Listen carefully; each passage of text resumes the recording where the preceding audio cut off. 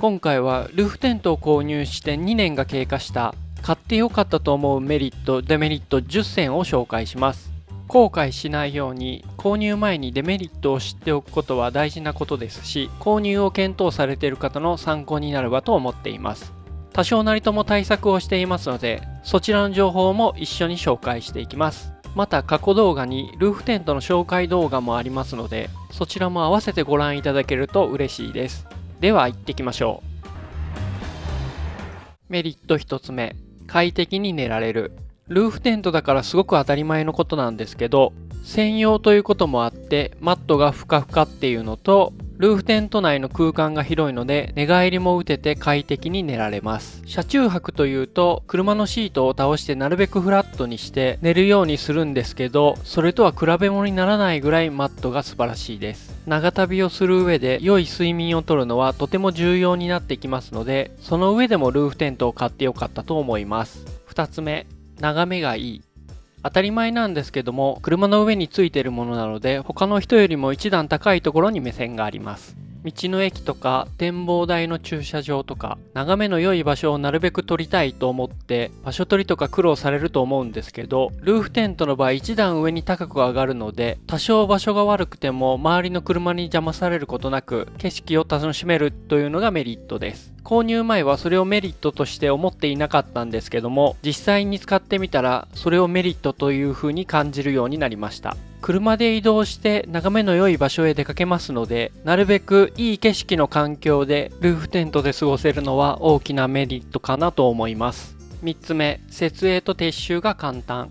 自分が購入しているのがジェームス・バロードというメーカーのスペースという商品で、シェル型のルーフテントになります。そのシェル型の開閉がとてもやりやすいです。ダンパー式で簡単に開くことができます。設営に30秒程度、撤収に1分ちょっとで閉じることが可能です。長旅で疲れた時にさっと開いて寝れるというのがメリットかなと思います。その辺の煩わしさがないのはとても素晴らしいです。4つ目、荷物がたっぷり入る。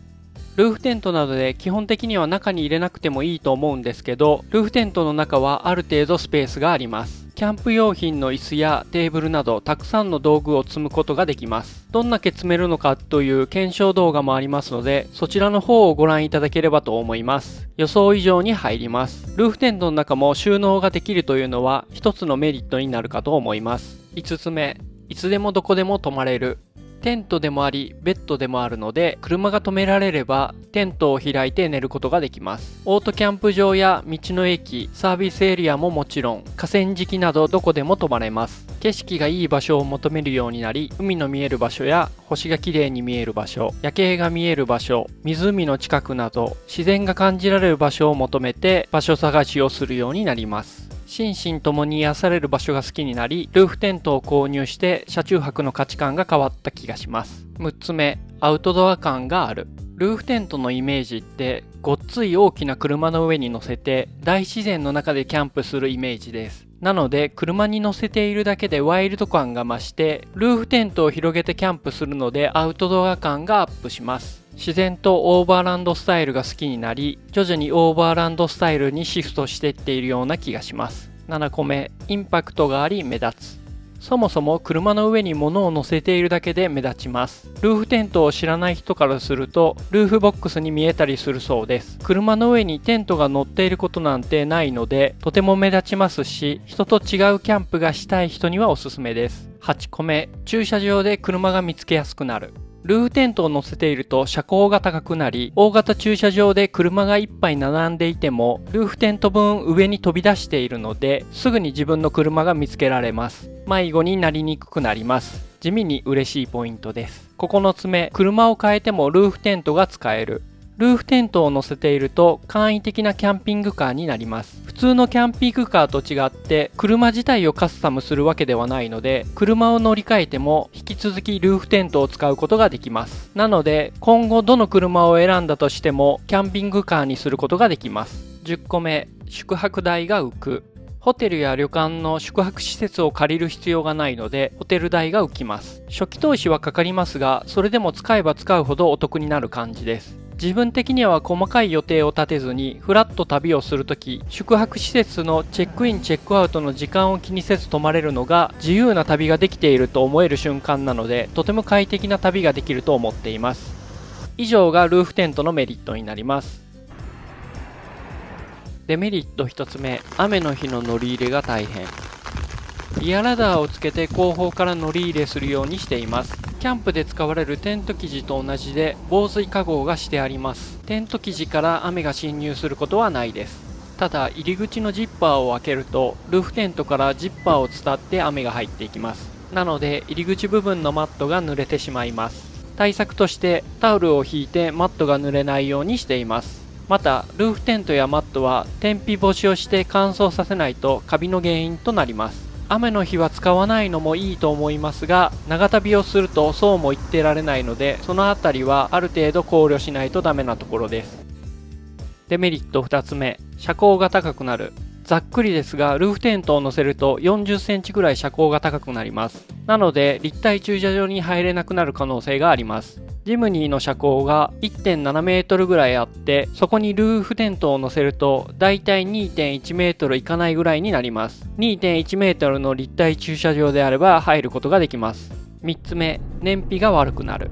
購入してすぐルーフテントを乗せたので、乗せてない時の燃費を正しく計算できてないので乾燥になってしまいますが、だいたいベースキャリアとルーフテントを乗せると 0.3 ぐらい低くなる感じです。もっと下がるかなと思ったんですけども、あまり下がってない印象です。購入したジェームス・バロードは空気の流れを計算された設計になっていますので、大きく下がってない要因と自分なりに解釈しています。重さが55キロになるので、だいたい大人1人を常に乗せて運転している感じです。その分だけ燃費が下がってしまうかなと思います。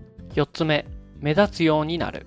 タープなど遮るものがないのでテントが丸見えになります。入り口を閉めれば中は見えないのですが、明らかに中にいるだろうという感じになります。なので他人の視線を感じるようになります。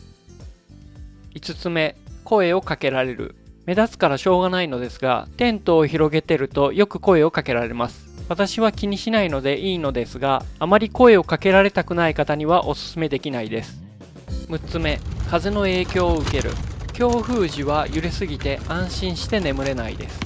最初倒れるんじゃないかというぐらい恐怖を感じました。特に横からの風に弱いです。対策として風を前方から受けるようにしています。横から風を受けないように風の方向に注意して車を止めています。揺れを軽減できますので安心して寝られるようになります。はしごの上り下りがめんどくさい。車の上にあるので普通のテントと比べて上り下りがめんどくさいです。特にトイレに行きたいけどはしごがめんどくさいから行くのをやめるなどよくあることです。8つ目、慣れるまで収納に時間がかかる。いくつか要因はあるのですが、慣れるまで時間がかかります。自分ですがルーフテントを初めて閉じようとした時30分ぐらいかかりました。閉じることに慣れていなく一人で使用するのをためらっていました。最初は誰かに補助してもらわないと安心して使えなかったです。そもそも正しい閉じ方が分かってなかったというのもありますが、慣れるまで1ヶ月ぐらいかかったと思います。今は1分程度で閉じることができます。大雪の日でも3分以内には収納完了できると思います。難しく感じる要因としまして、高いから設営が難しく感じます。車高の高い車や背の低い人など条件が重なると設営が難しく感じると思います。